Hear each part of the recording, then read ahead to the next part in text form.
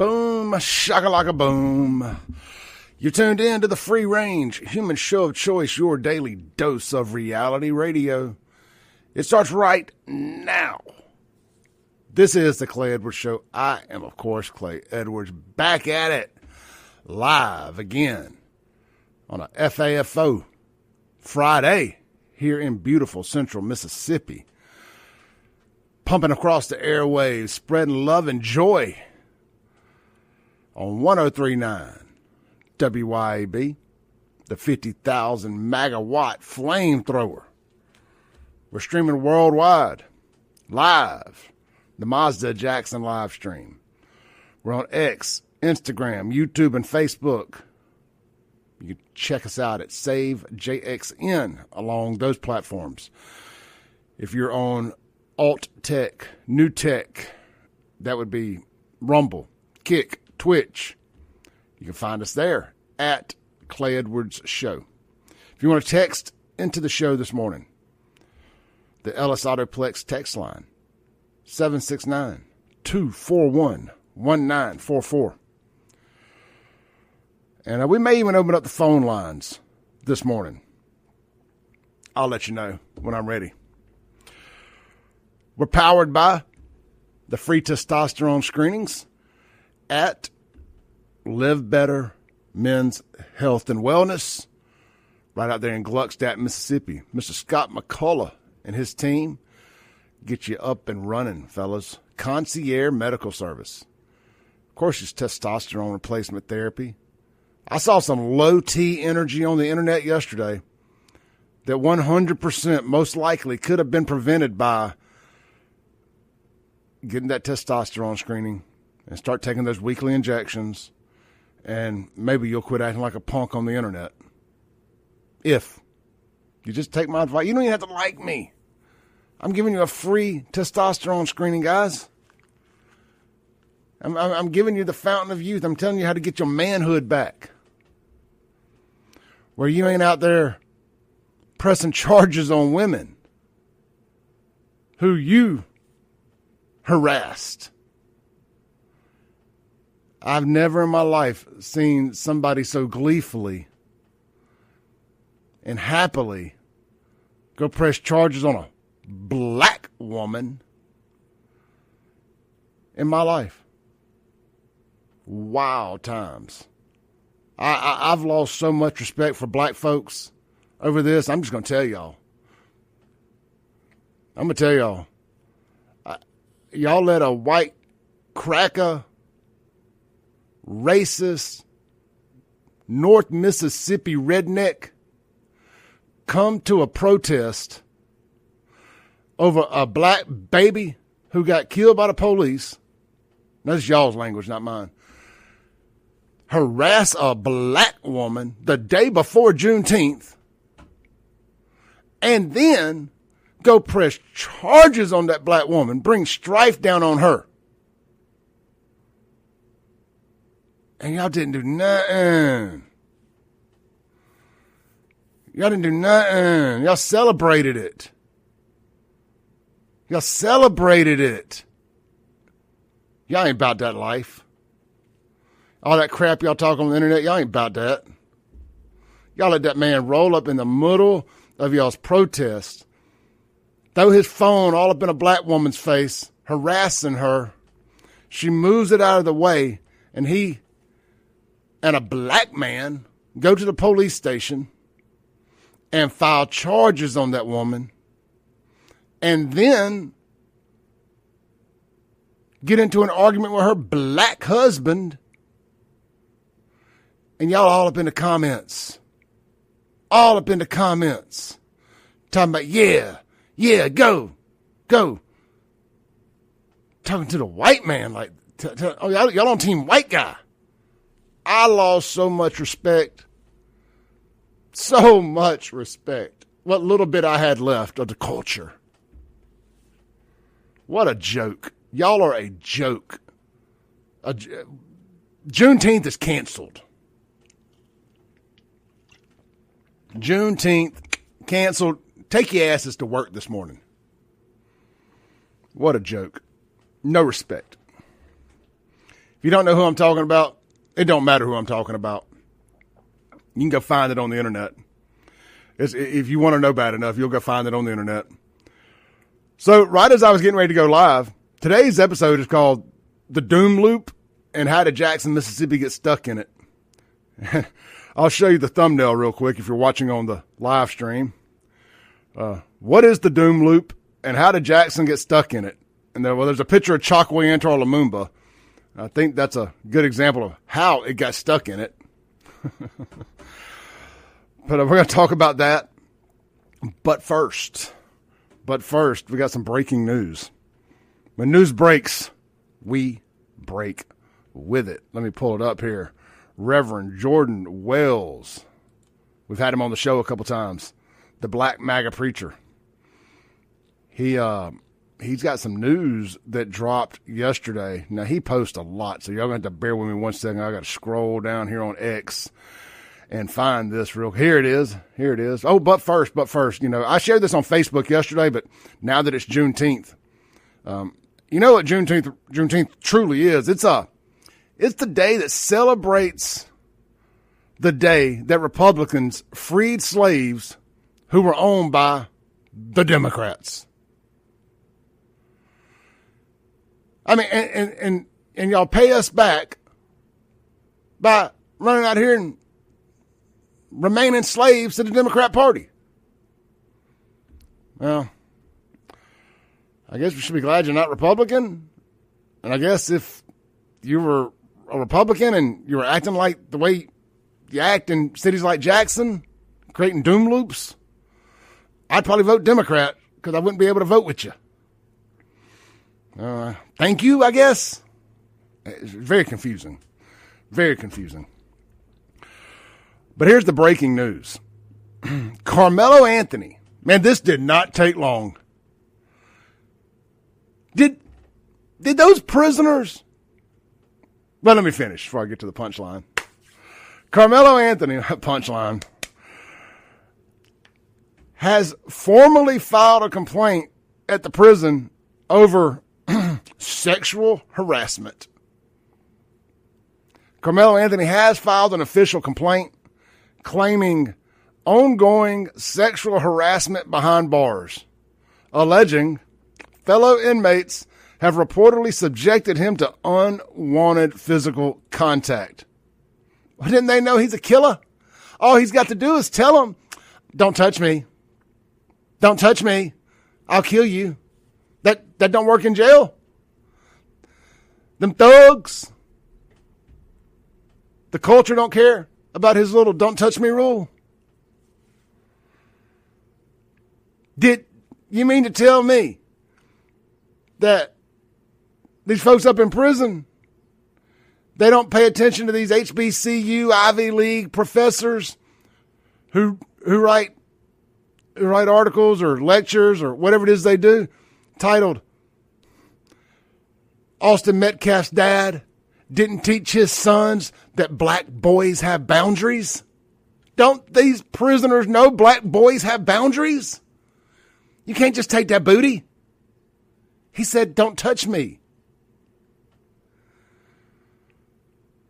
Don't touch me. It's going to be a long, he's a weekend.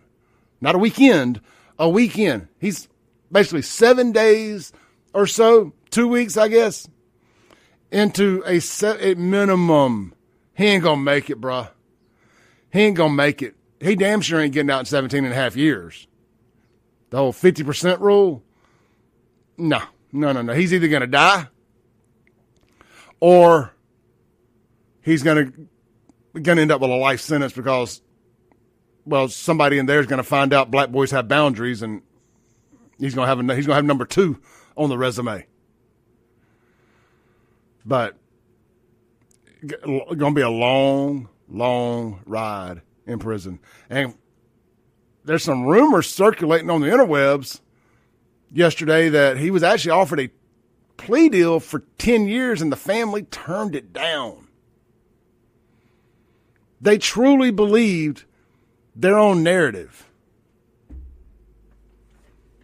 They truly believed that self-defense crap was going to work. I'm just curious here. I was listening to something yesterday and it crossed my mind. Now in a state like Texas, a state like Mississippi, self-defense is something we value here. But how often how often self-defense is actually proven? I bet you it's a low number. If Sean is listening, Sean, text in my cell phone number. Text and let me know when you were a prosecutor, how often did the self-defense actually work? Let's ask Grok real quick here. How often on a national average does the I can't type and talk. Y'all bear with me 1 second.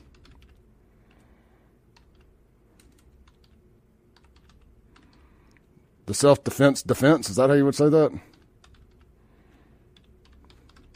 Actually win in court on murder trials. All right, let's see what Grok has to say here. It's computing right now. I bet you it's low. I bet you it's astronomically low. And we hear about it often. I bet like the only time self-defense actually really works is when somebody's breaking in your home and it's more like castle doctrine type stuff, or somebody's trying to carjack you, rob you, whatever. I bet you in mutual combat, it's rare, very rare.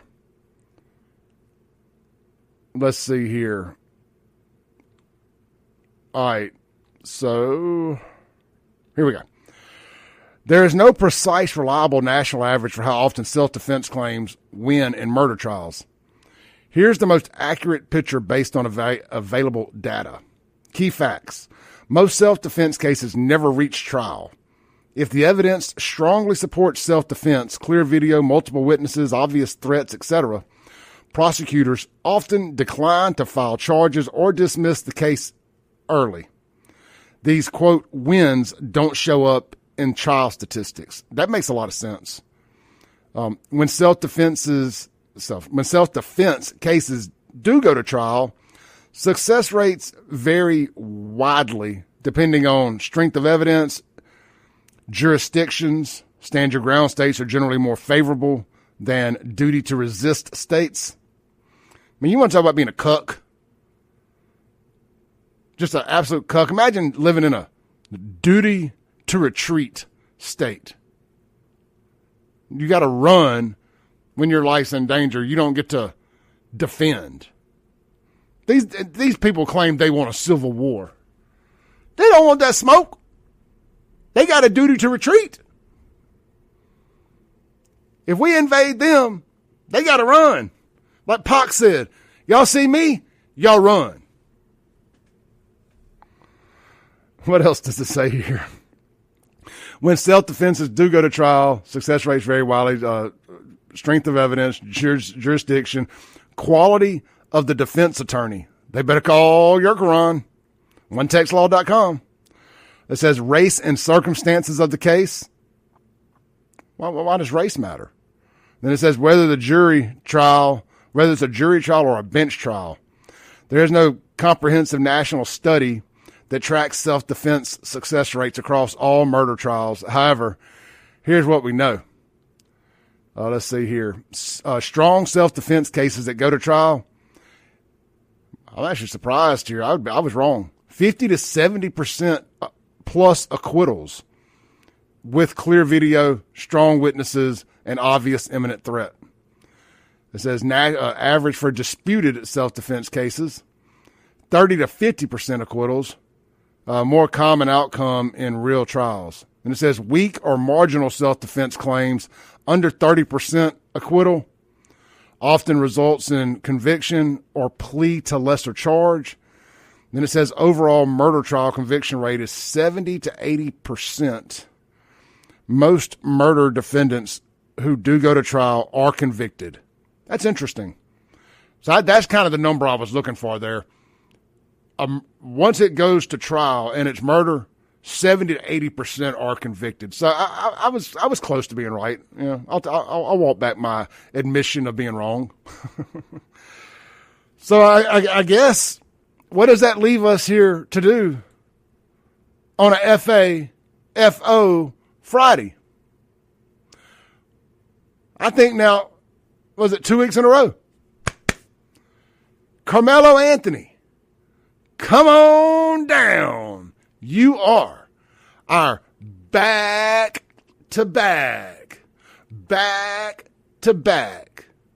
effed around, literally, and found out grand champion. But tighten that thing up, start doing some cankles or something. This is the Clay Edwards Show. We'll be right back. 1039 WYAB.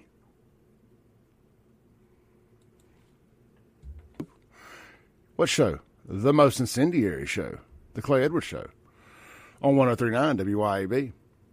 Hey, guys, this weekend, get out to Cypress Point Resort. The party started last night, but it keeps going all weekend long. Get out there, grab some friends, enjoy some great food, some cold drinks, and live music all weekend long. Tonight, in the tavern, you got Joseph La Sala from 6:30 to 9:30. Telling y'all, the tavern is low-key, probably my favorite bar in the state of Mississippi. It's just, there's no windows in there. It's dark. It just got that vibe, man. Like you just forget you're in Mississippi. It don't matter if it's daylight outside or midnight. It's just nice, and it never changes. It's a big old long bar, probably 1,000 different bottles of whiskey. It's awesome. It's awesome. Food coming from the steakhouse right next door. Well, let's say next door, in the same place. But really, really good. Nice place to take it. Nice date spot. You want to take somebody on a date, whether it's your wife, your girlfriend, first date, whatever, boyfriend, I ain't judging. Take them out to the tavern and enjoy some quiet time. Well, it ain't quiet. It's loud in there, actually, with the music. But it's good because you can have a conversation and people can't hear you. Let's see here. Also tonight, live on the big stage over at Cameron's Garage, you got the Dirt Deacons. Man, they are awesome if you haven't seen them. Love the Dirt Deacons. Then tomorrow night, you've got live music in the tavern with Alexis Sibley and Ryan Fowler. Ryan Fowler from ESPN. He's doing music now. And then on the big stage outside at Cameron's Garage, you got the Classic Country Band. That has got to be the most, I don't mean this to be mean, that's got to be the most generic, here's what we do band name I've ever heard outside of the rock band or the country band. But I like it. There's no misunderstanding what they do. They're the Classic Country Band. I dig it. They better play classic country or I'm going to be mad.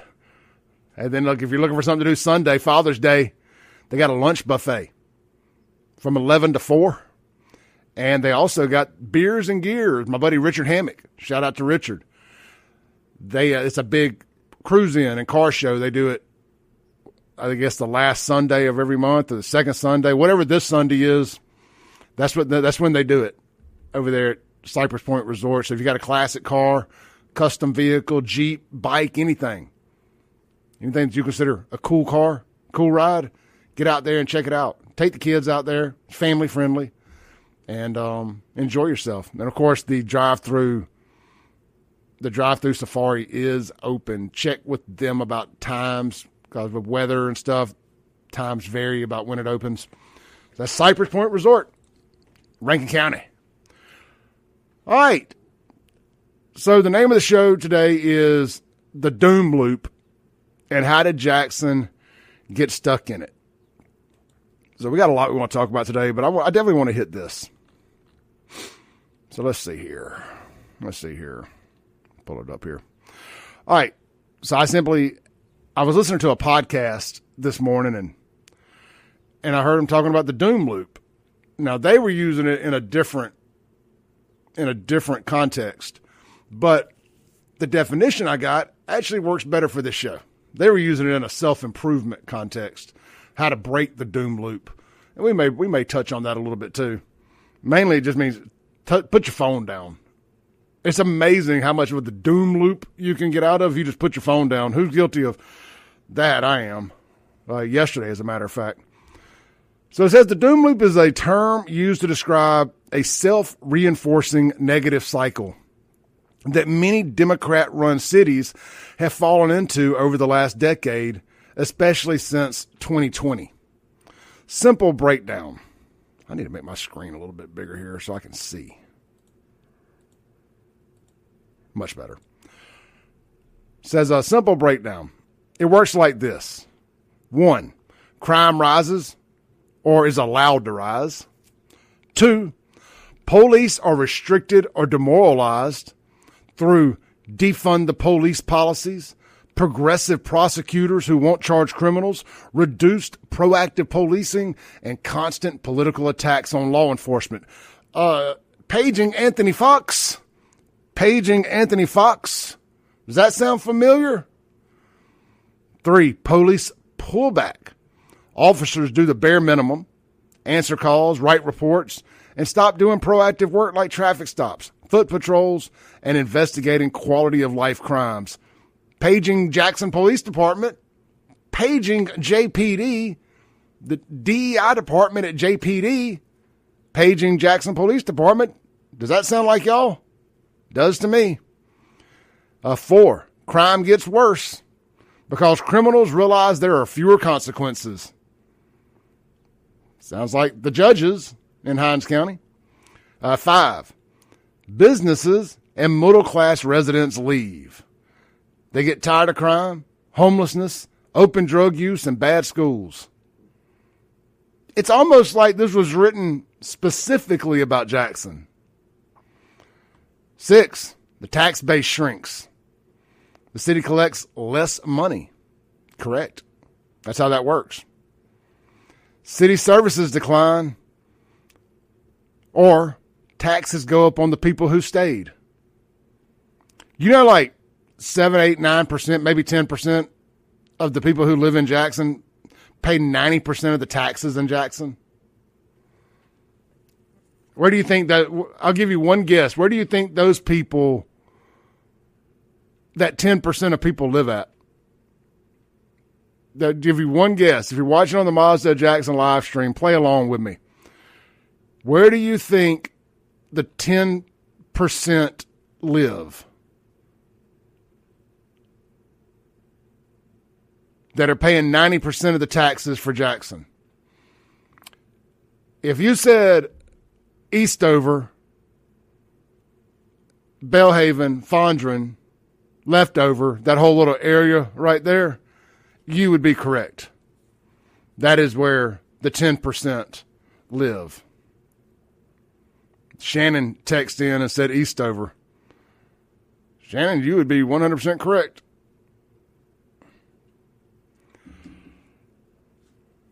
Northeast Jackson, basically. All right, let me finish here. It says, so that was the tax base shrinks. The city collects less money. Number 7 is city services decline, or taxes go up from people who stayed. All right, we got that part. Number 8, more people and businesses leave. The cycle repeats and accelerates. This is often called the doom loop. And Jackson has been stuck in this doom loop for 20 years, at least. But it was accelerated, to say the least, since July 4th, July 3rd, 2017, when Chokwe Antar Lumumba was sworn in as mayor. He had 3 years to really screw things up enough that by the time COVID hit in March of 2020, it was perfectly ripe for utter destruction. I mean, think about how quick the collapse of Jackson, or the fall of Wakanda, happened once COVID kicked in. I mean, it was like watching a natural disaster movie that they weren't able to prevent the disaster from happening. Like, I love the movie 2012 with John Cusack. I hate John Cusack, politically, but I love that movie where the poles shift. That is basically what happened to Jackson, theoretically. Some real world examples, and I am not making this up. I will share my screen if I need to. Real world examples: San Francisco and parts of Los Angeles, Chicago, Philadelphia, Baltimore, Portland, and I'm quoting Grok here, even parts of Jackson, Mississippi. I was not going to talk about this morning. I changed my entire show prep at 6:05 a.m. when I was getting ready for work this morning. Changed my entire show prep when I saw even parts of Jackson, Mississippi. Again, I was grokking this just to get a better understanding of what doom loop was and how to prevent myself from staying in one. And they give me this version of it. So why it's called a doom loop? Because once it starts, it becomes very hard to stop. Sometimes the definitions are just self-explanatory, aren't they? It's like a roller coaster with the ring of fire. It just goes round and round and round. There ain't no getting off. It says the worse things get, the more policies that cause the problem, soft on crime policies, anti-police rhetoric, etc., are usually doubled down on instead of reversed. This makes the cycles even stronger. Key point: the doom loop isn't usually caused by poverty alone. Many cities were poor in the past but didn't have this level of disorder. It's primarily driven by policy choices: woke, DEI, social justice, black for a living, Black Lives Matter, defund the police, BS. Specifically, the decision to weaken law enforcement and remove consequences for criminal behavior.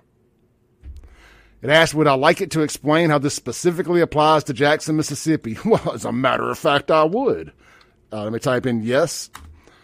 And while it's doing that, let's take a break real quick. When we come back, we will discuss how this specifically relates to Jackson, Mississippi. And shout out to Thomas Tatum up in the comments, man. Y'all go follow Thomas Tatum News on Facebook. He does a great job nationally and keeping up with what's going on in the Delta. Good folks. We'll be right back here on the Clay Edwards Show.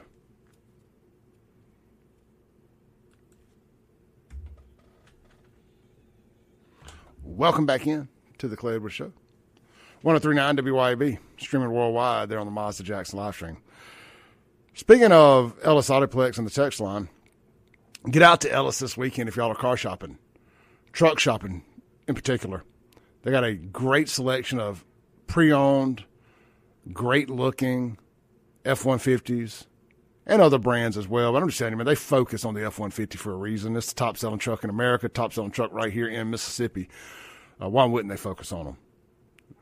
They got a beautiful, beautiful Raptor out there. Man, you need to check that out.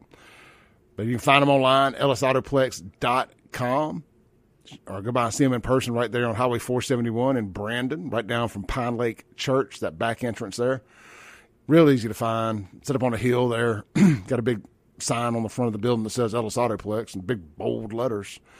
Can't miss it, I promise. It's right over there across the street from, almost across the street from Chad's place, the back porch, the crawfish place.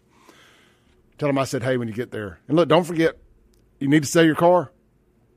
Let them buy it from you. Take it by, let them put a number on it. They're going to make you a fair market value offer, and you ain't going to have to deal with none of these crazy people on Facebook. You ain't got to worry about counterfeit checks. I know I talk about this all the time, but dang it, there's a reason why I talk about it all the time, because it happens all the time. I mean, I've reached a point where I no longer share y'all's post on Facebook anymore when y'all got by somebody off Marketplace and got your car stolen, but a counterfeit check. I mean, it's 2026. It's okay to profile and stereotype again. If somebody looks like they probably can't afford to be giving you a counter check on a Saturday, you probably need to understand why. Understood? You ain't going to have that problem over at Ellis Autoplex. Swing by, check them out today, whether you're buying or selling. EllisAutoplex.com. Get approved online.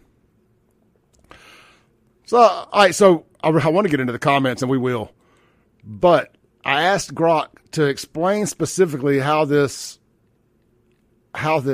a lot of information. It says, I asked it to explain how specifically this applies to Jackson. It says, here's how the doom loop specifically applies to Jackson. Jackson has been in a doom loop for years. It accelerated significantly since around 2020. Here's how it plays out in the city. Now, I know how all this happened. I just want to see what it says compared to what I just said. It says crime rises. Jackson has some of the highest per capita violent crime rates in the country, particularly homicides, carjackings, shootings, and property crime became extremely common in parts of the city. South Side, West Side, North Side. There's only about one side that didn't have a whole lot of murder. That was the East Side. Northeast side, should I say. There's not an East Jackson. There's a river. East Jackson is Pearl. Anyway, sorry, Pearl. So, number 2, police are demoralized and restricted. City leadership, especially under former Mayor Chokwe Antar Lumumba, pushed anti-police rhetoric. Progressive policies and lack of support from City Hall made officers feel like they were fighting crime with one hand tied behind their back. Yes. But see, the thing is not telling, well, let's finish seeing what it says, and I'm going to tell you something. It says Hinds County prosecutors have been criticized for being soft on crime. Police staffing has dropped dramatically due to low morale, early retirement, and difficulty recruiting new officers. See, also, and I think it's about to cover it here with police pullback, also, they hired a bunch of do-nothings that were very scared of COVID. I will never forget when I realized just how screwed Jackson was. Sometimes it just takes one little incident. And we had a car broken into or something like that when I was at Watkins Auto Sales there across from the Metro. This would have been March, April, May of 2020. A cop rolls up, JPD cop rolls up. He's in a car by himself with a mask on. He would not get out of the car to do the police report, nor would he let any of us get within about 10 feet of him to tell him what happened. I was finally like, you know what? It really doesn't matter what happened. You're not going to get your lazy ass out of the car to go find anybody if you do see them. And what? How are you going to observe the 6-foot rule if you got to chase somebody? The same group of people who told us they couldn't get COVID initially ended up being the ones that were the most likely to get it and the ones most scared of it, hands down.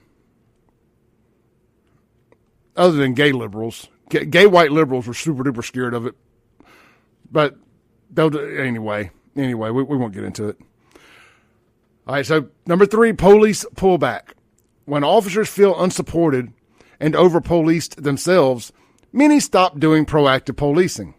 They respond to 911 calls, but do far fewer traffic stops, foot patrols, and investigations into smaller crimes. This creates an environment where criminals feel emboldened. Broken window policing prevents so much of this. And when you stop broken window policing, your city turns into Jackson. Number 4, crime gets worse. This is exactly what happened in Jackson. As police presence and proactive enforcement dropped, violent crimes and disorder increased in many neighborhoods. Let's see here. All right, here's where I wanted to get to more specific stuff. It says the middle class and businesses leave. It said this is the most visible part of Jackson's doom loop. Thousands of residents, especially middle-class black families, have left Jackson for the suburbs, Madison, Ridgeland, Brandon, Flowood, Pearl, etc. Well, hold on a goddamn minute. I was told on good authority that it was just white flight that ruined Jackson. You mean to tell me that middle-class black families flew out of Jackson too? Does the NAACP know this? Do black Jackson residents know this? Are they aware of this? Well, that busts up the narrative right there, doesn't it? It says businesses have relocated or refused to open new locations inside the city limits. The city has lost a significant portion of its tax base over the last 10 to 15 years. It says with fewer taxpayers and businesses, Jackson collects less in revenue. This has led to failing water and sewer infrastructure, multiple water bowl notices, poor road conditions, slow police and emergency response times, struggling city services overall. As services decline and crime remains high, even more people and businesses leave. This further shrinks the tax base and makes the problem worse. Says the current state of Jackson. Jackson is deep, and it has deep in bold letters, in the doom loop. The city has lost population for decades, but the pace has increased in recent years. Many people who can afford to leave the city already have left. What remains is a shrinking tax base trying to support a city with major infrastructure problems and high crime. The doom loop in Jackson is primarily about poverty or race. Isn't primarily about poverty or race. It's about policy choices, lack of accountability. When a city fails to strongly support law enforcement, refuses to hold criminals accountable, and allows disorder to become normalized, having to watch the clock, then the middle class, the people who pay most of the taxes, will eventually leave. Once that happens, the cycle becomes very difficult to break. Oh, it even mentions me in here. It says this is why Clay Edwards often talks about accountability and culture being more important than just throwing more money at the problem. Without fixing crime and disorder issues, no amount of state or federal money will reverse Jackson's decline. It then asked, would you like for me to break down what it would actually take to break the doom loop in Jackson? Nah, we know what it would take, and they ain't going to do it. Let's take a break is what we're going to take, and we'll be right back here on the Clay Edwards Show. Hey, don't forget real quick, before the break, it's a fried catfish Friday at McBee's right there in Ridgeland. Mississippi farm-raised, golden fried catfish. So good. And if that's not your thing, get the hand-battered country fried steak, hamburger steak with gravy, or grilled chicken breast with a wide array of sides to choose from. Buzzin' Riz since 1982. McBee's Bar and Grill, located right there on Lake Harbor Drive. We'll be right back.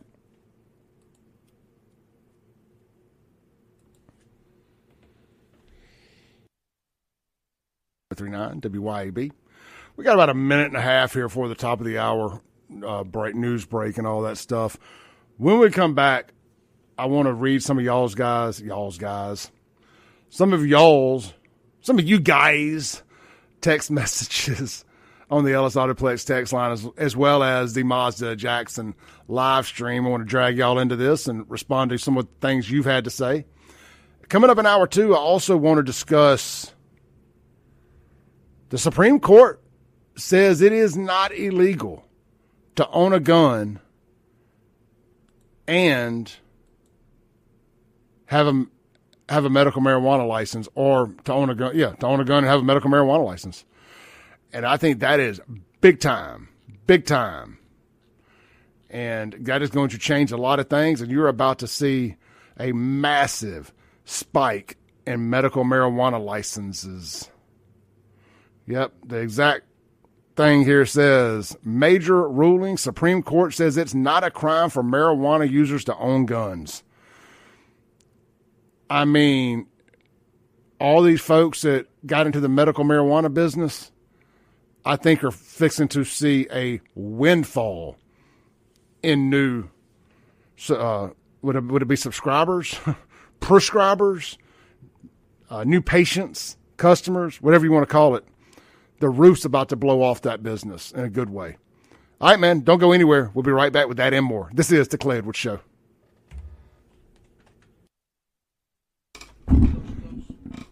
Boom, shaka-laka, boom. Sorry, my headphone cord got stuck under the chair there as I was hitting the live button. Welcome back in. Let me just start over from scratch because, I'm a bit of a perfectionist. Y'all might not know that. Boom goes La Dynamite. It's hour 2 of the most incendiary show on the RADIO. You got to keep the routine going. You got to keep the gimmick going, as they say in professional wrestling. This is the Clay Edwards Show, the most incendiary show. We said that part already on the RADIO. This is hour 2. We are live here on 103.9 WYAB. We're powered by the free testosterone screenings at Live Better Health and Wellness right there in Gluckstadt, Mississippi. Scott McCullough and his team. Guys, go. It's the literal fountain of youth. I'm just going to start asking people when I meet them, you take testosterone, don't you? I'm going to start out nice and just do the assume. In sales, it's called assume the sale. I'm going to assume you are. And if you tell me no, I'm going all full Latter-day Saints on you. And I'm like, well, do you have about 45 minutes for me to tell you about my Lord and Savior, testosterone? Anyway, y'all take advantage of those free testosterone screenings. Text Clay to 601-633-9017. 601-633-9017. And ask them about the concierge medical services they offer. You don't need any insurance for this. If you want to do the package that includes testosterone, it's $180 a month mailed to your door, and you have full access to Scott McCullough, who's a nurse practitioner and can be your general physician. He's been mine for years now. You're going to love it. You're going to never go to another minor med type place again, especially if you've started paying more for insurance lately. You can change your insurance policy and just get an emergency policy, basically just in case you have to go to the emergency room, you're covered. But doctor's appointments and all that regular stuff for aches, pains, bruises, medical medicine refills, all that stuff, even narcotics, as long as you've been gone to a specialist and they've said you need it, they can give it to you. So get over there, take care of it, and I promise you're going to save money. And you're going to start going to the doctor more when you're not having to pay a deductible when you go. And when you're not feeling like you have to go be around a bunch of sick people when you go. Because maybe you feel like something's wrong with you, but you're not sick. There's a difference in something being wrong and being sick. Obviously, you need to go when you're sick. But the other great thing is, too, I remember I had COVID and flu combo a couple years ago. I was able to text Scott, told him my symptoms. He was like, can you get a test of some sort? My folks at Brandon Discount Drugs, right around the corner from the house, they sent over a COVID test. I was too sick to leave the house, and I was able to take it. I sent a picture to Scott, and he's like, "All right." And they sent in the medicine. And my good friend Fred Shanks, my state rep, went and picked my medicine up for me, dropped it off at the house. That's what it's like having a good neighbor and a good friend and a very friendly state rep. Be sure to vote Shanks in the next election. Anyway. It all started because I signed up for concierge medical service, and you can too. Text Clay, 601-633-9017. All right, if you're watching on the Mazda Jackson live stream, you may see a new face sitting across from me this morning. Brother, introduce yourself. Well, I'm Kristen Birch.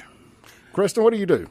Well, as of last week, after 33 years of law enforcement, I'm now retired. Retired law enforcement, and it's very timely. Now, I put out a call on this show a couple of weeks ago, and then again I brought it up yesterday. I said, we are looking for the next great potential radio host here at WYAB. And Creston, can I tell them who you are on X? Or do you want to rather keep that private? We can tell them. Okay. Y'all have often heard me mention my favorite Twitter handle, X handle, the name Bourbon Diplomacy. Well, Creston is Bourbon Diplomacy, and I did not know this until a couple of weeks ago when he emailed me after I made that call for somebody to, hey, man, reach out. We're interviewing people. We want to give some people a shot. He sent me an email, and, that's about the time all that latest batch of drama I had pop off with the idiots outside protesting and just me having to anchor down and get knee-deep into a culture war with some idiots. And I had to put it on the back burner. Well, I mentioned it yesterday, and he ended up texting me last night on the Ellis Autoplex text line, which, by the way, he's proof here that I do check those even when I'm not on air. And we got to talking. He's like, man, can I come in tomorrow? I said, you know what? As a matter of fact, you can. And he's here, and the conversation couldn't be more timely. because I was just talking about the doom loop and basically how it really all starts with low morale in policing and treating, removing the importance of policing from the factor. I guess is the best way to say it, or de-emphasizing police. And where were you a policeman at?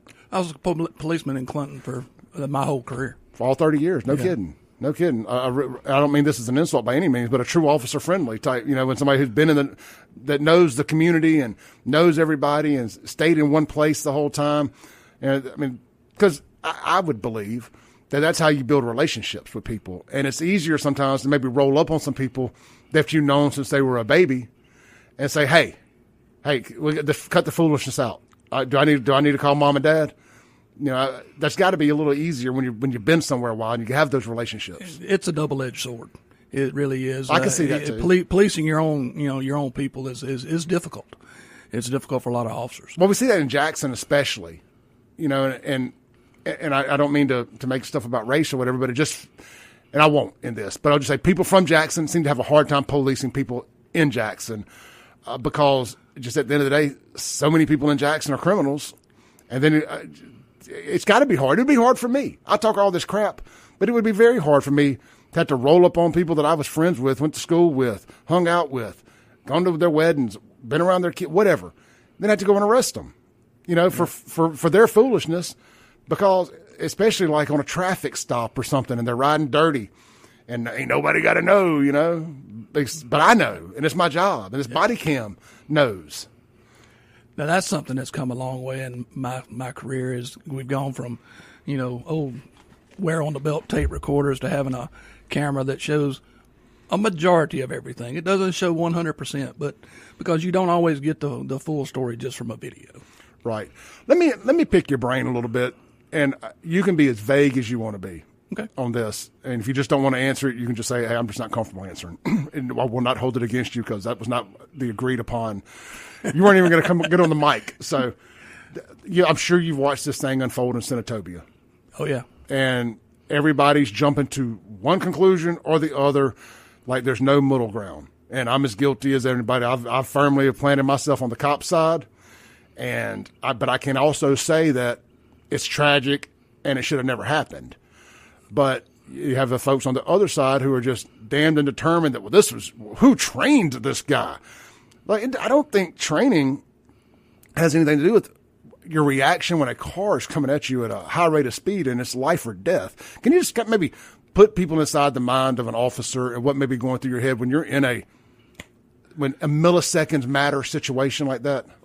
Well, everybody that gets the 2020 vision of it, looking back, they get the everything happens in a vacuum type mentality. And it really doesn't. Everything is very fluid. It happens very quickly. We don't know exactly what the officers were told. We don't know exactly what they were, what call they got, how it started, and none of that's known right now. Now, I've been keeping up with it just as much as you have. For everybody out there, it's they're picking up pieces of information from different sources and they're conflating them together and coming out with all these random stories, and nobody except for the people that were there or are investigating it really know what happened. Yeah, I've talked to some people. I can't say who, obviously, but I try to be very, even the people that don't like me. When I come on here and I tell y'all stuff and I tell you I have a source, I promise I don't think I've ever been wrong about stuff like this because I take the whole sourcing thing serious. And I'm not going to come on here and just tell y'all internet gossip because I have a reputation I want to keep intact of at least being able to be honest about what's going on or telling the truth about it, whether I like it or not. And my people tell me that this was, I hate to use the word a clean shot, but I think that's the legal term. It was a clean shot because by clean it means not with ill intent. Can you well, it would explain that? It would be a justifiable shooting. Justifiable shooting. Yeah. So, and they're just saying that basically, by that it means the cop ain't going to face any charges. As far as we know right now, with everything that we know, that's the case. Now, what will happen in the future? Who's to know? True enough. What will they find out through their investigation? What does some video show? What do witnesses that were there? I'm sure they've talked to many people, but we'll see what happens. It's a tragedy all the way around. To lose a child, I think of my own, of how I would feel, and it's just a tragedy all the way around. It is, and I do have sympathy. Even I've said this, even for the mother, I have sympathy because obviously she didn't know that this was going to be the outcome, and also come to find out she wasn't the driver of the vehicle either.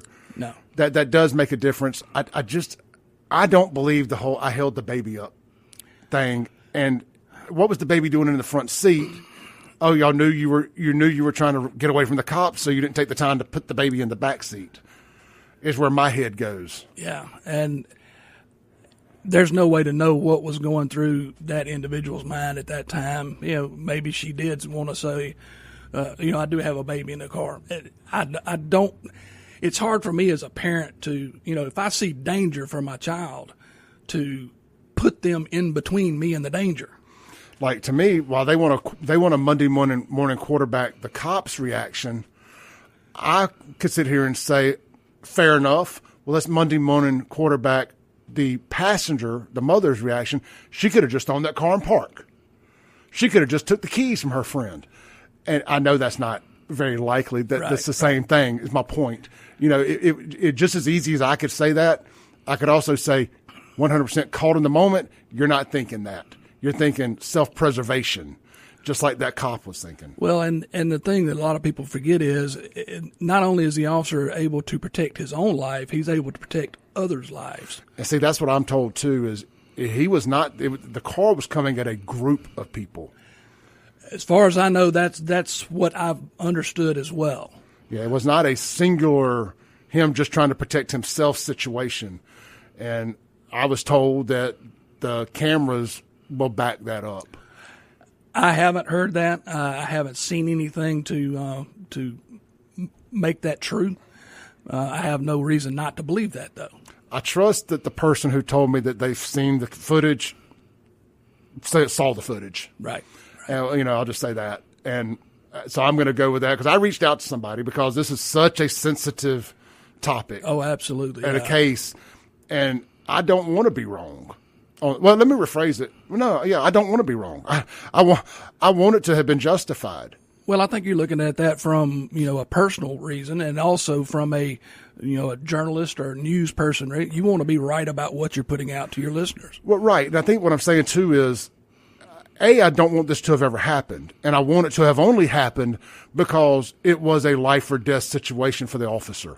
And that's what I need to believe. Right. And I think that's what's best for the community once that's proven, and the relationships of Senatobia and black and white relations throughout the state and law enforcement and citizen relations throughout the state, if that's proven. So that's the outcome I'm hoping for, is that we see that it was absolutely life or death, and people will see that through the lens of the cop. And if that's not the case and I'm wrong, well, then, yeah, the cop needs to face the full consequences for his actions. Right. Absolutely. We're not going to sugarcoat it. This is a bad deal all the way around. When an investigation happens, whatever happens to that investigation, it happens. I hate it for the officer. I know that day he woke up going to work, he wasn't thinking about a 1-year-old child was going to be between him and somebody that he was firing a weapon at. I know that's to be true, and I know he would take that bullet back in a heartbeat if he could. I would probably sit there and say I'll gladly take being ran over if he had to pick between him and the child, knowing it's him or the child. I think most officers would pick themselves to get ran over to get injured. Right. Over knowingly killing a child.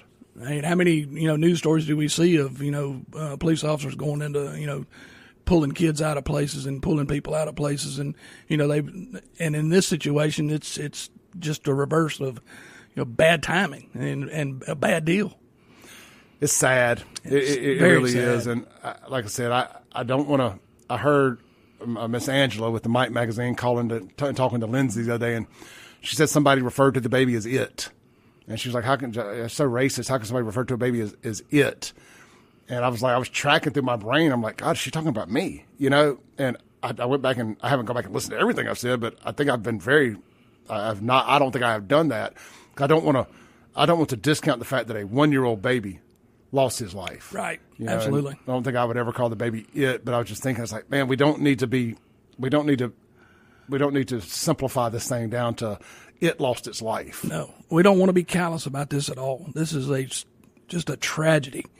And to sit here and think about it through my career of how many times I've been in certain situations kind of like that. And thank the Lord Almighty that I never in my career had to pull the trigger. I've had the slack pulled out of it many a time on many a situation. And thank God that the situation changed where I didn't have to. Amen. Let's take a break real quick. When we come back, I want to circle back to what we were talking about that kind of got you out of law enforcement, or maybe some of the things you saw as you were getting ready to retire post-2020, kind of post-George Floyd, as we like to say around here, and the loss of respect for police from the public, and maybe some of the things that you saw as you were winding down. This is the Clay Edwards Show. We are live this morning, 103.9 WYAB. Y'all be sure to swing by 042 Wine and Spirits after work today or tomorrow. Get loaded up with your favorite elixir and spirit of choice from right there at my favorite liquor store. Award-winning, locally owned, 042 Wine and Spirits, right next door to Sonny's Barbecue, Highway 80, 042 Brandon, Mississippi, or Crossgates Brandon, as some of us call it. Over 400 different bourbons and whiskeys to choose from. Over 400 different wines.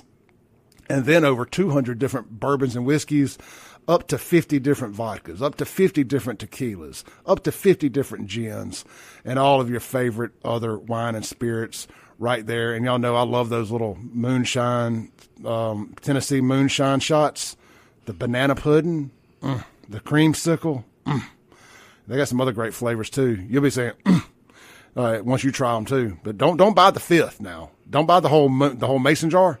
That's dangerous. Don't do that. I mean, do it at your own risk. If you've got more self-control than I do, by all means. But I'm the same guy that'll eat a whole tray of banana pudding if it's in front of me. I eat all my portions. So I'm afraid it's so good that I would drink more of it than I needed to because it's just that good. But you just leave all those banana pudding shots to me. You try the other ones. I'll handle the banana pudding. Y'all swing by 042 Wine and Spirits today. Tell them Clay sent you. We'll be right back here on 103.9 WYAB. Welcome back in to the Clay Edwards Show. I love the old tagline there, breaking rules when necessary. That has become such a anthem or motto for this show, and kind of how I have gone about doing things and tackling topics that so many other show hosts run from because of race or sexuality or whatever sensitivity that we've been told for years and years that's off limits to talk about. And that's firmly how I've built the audience up that I have. And knock on wood, because of you people, you guys and girls out there in radio land, internet land, it's because of y'all tuning in and the numbers y'all do and supporting these great sponsors that has made me somewhat cancel-proof. And if I've weathered some of the storms that I've weathered or that we've weathered, and the attempts on my career, I think it's, I never say never, but you guys have definitely helped me stay here and force their hand to not be able to tell me to kick rocks. So I do thank you. And we hit 84,000 followers yesterday on Facebook. And we're by the way, if you're following me on TikTok, I am posting again on TikTok. I got remonetized so I can make money, but we're at 101,600 followers on TikTok. It's the first platform ever had to hit 100,000 plus. So it's a very special thing. When you do this for a living, you got to start getting up into six digits. It's pretty cool. And it allows you an opportunity to make a little money when you get that many followers. And so you can start following me back on TikTok. I am posting there. And the content on there is going to be more original to TikTok because of you got to self-censor a little bit more there. So we'll create some different content for that. Maybe the same message but tweaked a little bit. maybe a little more PG-13. So if you don't like the F word and some of the other things I do with my FAFO championships, maybe TikTok would be the best place to follow me. All right, real quick, grills in Mississippi. Guys, I'm looking outside, the weather looks nasty, but does that stop a real grillsman or grillswoman from throwing some meat on the grill, on the smoker, in the crock pot, in the air fryer, in the skillet, in the oven? Absolutely not. You still got to eat, and you still need to eat meat. Eat that protein, especially all my testosterone takers out there. Put that protein in your veins with that testosterone and get your swole on. Get by Grills Mississippi and get your favorite rubs, marinades, seasonings, cooking supplies, grills, smokers, pellets. They got it all right there. And I'm going to have the guys here in the studio again in the next week or so, I hope, leading into the 4th of July. Get Tracy and Jonathan in here to tell you about all the great things they got going on for 4th of July. Go on and get loaded up now. Don't wait to the last minute. I ain't saying they'll be sold out. They do a great job of keeping their inventory up to date. But if you got a favorite and you know it's other people's favorite, you may want to go on by there and do a little prevent defense. Pick it up now. Tell them I sent you. Highway 51 North, Ridgeland, Mississippi, and online at grillsofms.com. All right, Creston. Yes, sir. Tell me your last name again. Birch. Creston Birch. Freshly retired, 30-year police officer, Clinton, Mississippi. Sitting in with me a little bit this morning. We were talking about the doom loop and how it affects cities like Jackson, and basically it all comes down to a de-emphasizing of the importance of policing. And, you know, for whatever reason or another, especially in Democrat cities, we've seen a big de-emphasizing of policing and broken window policing especially. And Creston, can you speak on that, kind of what you've seen over the last 6 years since George Floyd, 2020 and all that, and just how interactions with law enforcement have changed? Oh, absolutely. You named one of them right there, and that's broken windows policing. If nobody knows what that was Rudy Giuliani in New York when things were really bad up there back in, the late 80s? Mm-hmm. Coming out of Summer of Sam. And all that kind of good stuff. And, he said, let's get out there and let's do our job. Let's do quality of life stuff. Arrest people for lesser crimes than just murders and so on like that. And it cleaned the city up. Well, there's another one that's back in antiquity as well. It happened in Peoria, Illinois. It's called the Peoria experiment.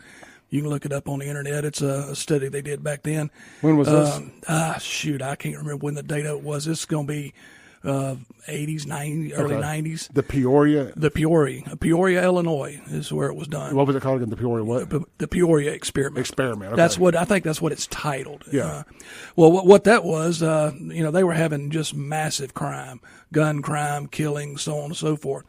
Well, they got together and came up with a plan, and I don't know exactly who it was that came up with it, but the police chief got on the radios and the TVs and said, "Okay, guys, here's what's about to happen." And he told the people of Peoria, said, "We're going to start policing. We're going to start policing. If you get stopped for speeding, we're writing you tickets. Don't call me to get out of them, blah, blah, blah, so on and so forth."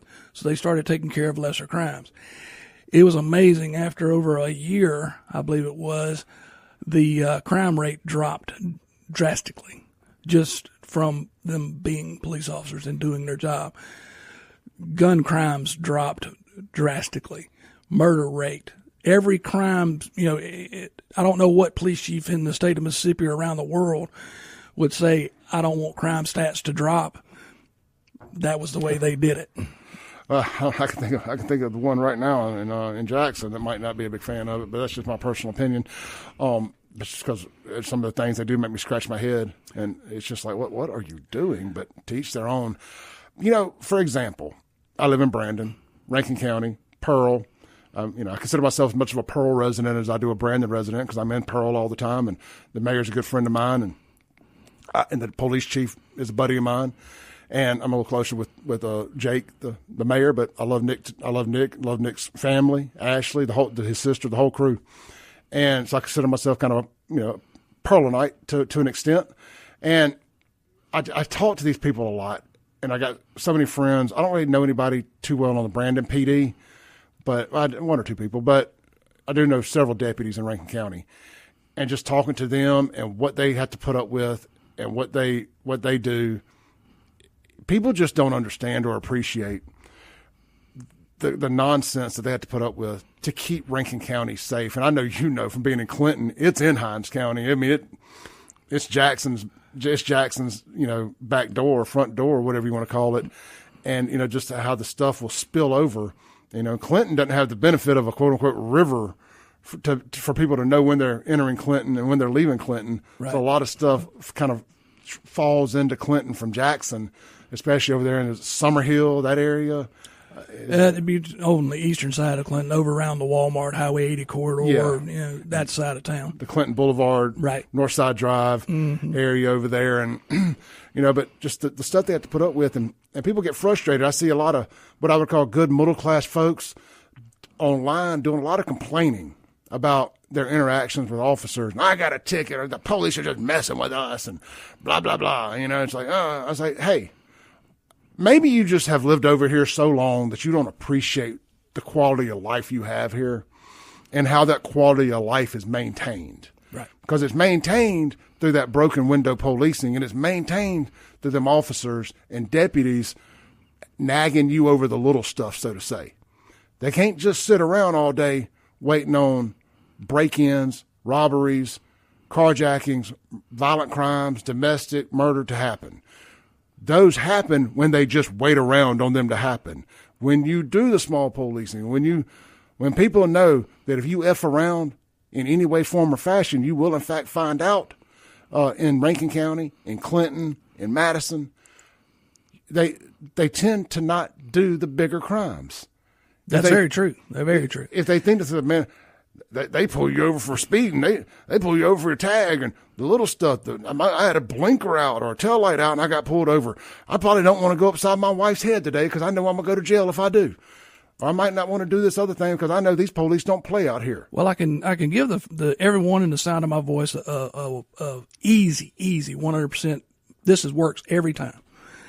I promise you, if you're stopped by a law enforcement officer, that you more than likely can't talk your way out of a ticket. But I can promise you can talk yourself into one faster than anything. Oh, yeah. Now, what I mean by that is I'm not saying don't just shut up and don't talk to the officer. Be respectful. 9 times out of 10, we believe, many of the cops out there believe, not everybody deserves a ticket. Not everybody deserves to go to jail. But there are people out there who do. Mm-hmm. We may not be looking for you. You're the person that we stop for speeding. We have a contact with you. We issue you a citation because it was egregious enough for us to do so, and we send you on your way. No harm, no foul. But we're not always looking for that person, but it leads us to so many other things. Well, the other thing, too, is, and my buddy Sean Yerkron talks about it a lot, you're never going to have successful court on the side of the road. Never. It's like the law enforcement officers are not judges. Most of the time, they're not attorneys. I do know some cops who have become attorneys and stuff, but generally speaking, they're not attorneys. They're not judges. They're not juries. They are enforcers of the law. They don't make the laws. They don't have to agree with everything that is a law. It is their job to enforce the law. It's like you may work at a restaurant and you don't like the fish. You still got to serve it. Yeah, that's exactly right. And the thing is, many law enforcement out there believe it's real simple. Comply, do what we ask you to do, and more than likely you're going to go on your way and not have another contact with us ever. Yeah. But it seems like, that these days we continuously see the same over and over and over again. Well, I say it relentlessly on this show. Comply, don't die. Comply, don't die. Never. I'm going to go out on a limb here and say never in the history of ever, unless there was some nefarious reason why, like intended assassination of sorts. I don't know, but never has anybody been pulled over by law enforcement for a simple violation of sorts, and that cop just killed them for no reason. Yeah. It all starts when you choose to not comply. It doesn't matter what you did to get into that interaction. It's what you chose to do once that interaction began. Once the blue lights hit, did you comply through the end of the interaction? If you did not, and it turned into a pursuit or a, God forbid, a shooting like we had in Senatobia, none of that lady didn't get, that poor baby and the driver of that car didn't get shot because they stole a bag of diapers. They got shot because they didn't comply. Right. And they tried to run over the cop, you know? It's one of those things that, on the daily, you'd get up to go to work and you go, I'm going to have a great day. Everybody wants to do that. Law enforcement would probably more than likely not deal with you. They just want to go out there and do their job. And it all depends on what you do as the individual when we come in contact with you. If you look up the stats over the nation of how many contacts that law enforcement have with the public on a daily basis, it's astronomical at the number of contacts we have. But it's also very low at the number of adverse incidents that happen once we do have contact with people. Absolutely. Look, we need to take a break real quick. Ran over. We'll be right back here on the Clay Edwards Show, 103.9 WYAB.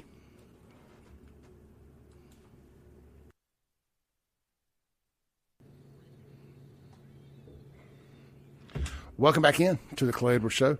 Hey, guys, if you're out new car shopping this weekend, get by see my friends over at Mazda Jackson. They got 0% financing available on the all-new 2026 CX-5. Completely redesigned, sleek vehicle. Swing by test drive one today. Hey, look, man, don't forget, too, they got great certified pre-owns, but that is a low-mileage vehicle, pre-owned, one owner, with full warranty, and you have the availability to take advantage of the 0% financing or whatever the special rate is as well when you go with a certified pre-owned. A great route to go, in my opinion, is certified pre-owned if they got one that suits your fancy, right color, right model, all that good stuff. If you like it, I'm a big fan of them. And I'm going to tell you, I know leasing is a dirty word sometimes because people are still thinking like the 1990s kind of leases that were just really, really bad for you. Leasing a car now is a reward for having good credit. It really is. Because a lot of times with the residual values on these cars, after 3 years of leasing versus 3 years of buying, you can buy that car at the 3-year point of the lease for less than what you would owe on it if you were doing traditional financing, unless you were able to take advantage of, say, 0% financing. So just get them to show you a lease option and really explain it to you and decide if it's right for you. Are you going to keep the car longer than 3 years? Do you trade every 3 years? If you trade every 3 years, whether you think you do or not, if you sit there and you're honest with yourself and you think back and you say, I really do get tired of a car after 3 years, and it just becomes another means of transportation, and it's about every 3 or 4 years that I get into the vehicle. You need to be leasing if you're always going to have a note, because you're going to pay less. And here's the thing too. If let's just say you lease a Mazda, and then in 3 years you lease another Mazda, don't 100% quote me on this. Ask them, but I believe that the mileage issue, if you go over on your mileage, doesn't count against you. I know it was like that when I was at Honda, so confirm that. But just throwing that out there, consider leasing. Let one of their great representatives over there at Mazda Jackson explain it better to you. I've been out of the game for a little bit. Maybe something's changed. But if you got good credit, consider leasing. MazdaJackson.com. All right, Preston. Yes, sir. Let's shift gears here. Okay. Your name on X is Bourbon Diplomacy. And, I mean, it goes without saying what it means. It's like, sit down and let's have a drink together and conflict resolution through a glass of bourbon. Sure. That's what it sounds like to me. That's exactly where it came from. I was one of those, like you, one of them doom loop one night sitting there scrolling online, and I said, if I had a podcast, what would the name of it be? And I said, well, I'm a bourbon enthusiast, and I'm also a political landscape enthusiast. I know that's a funny way to put it. I like that.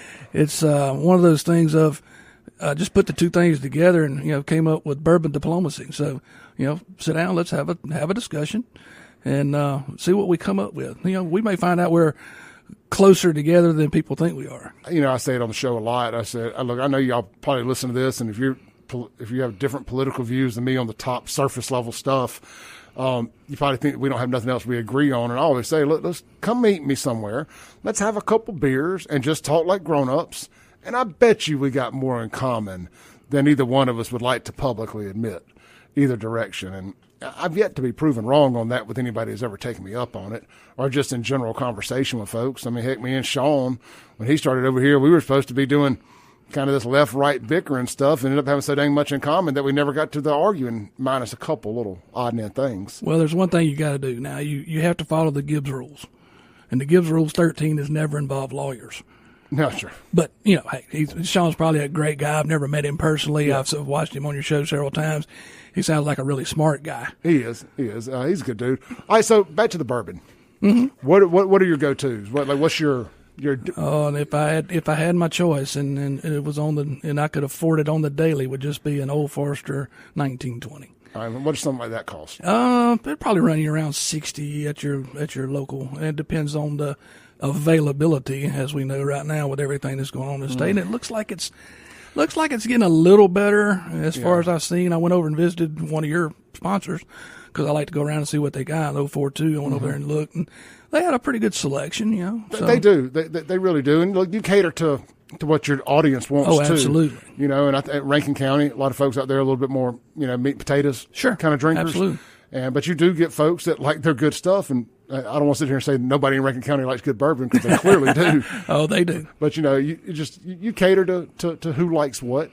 And I mean, look, I'm not scared to mention another store on here. I like what the folks over there is at Spillway Wine and Spirits. What they do there with their bourbon event and all that. I think that's really cool. That's been going on for 3 or 4 years now, and they have really hooked up with a guy called.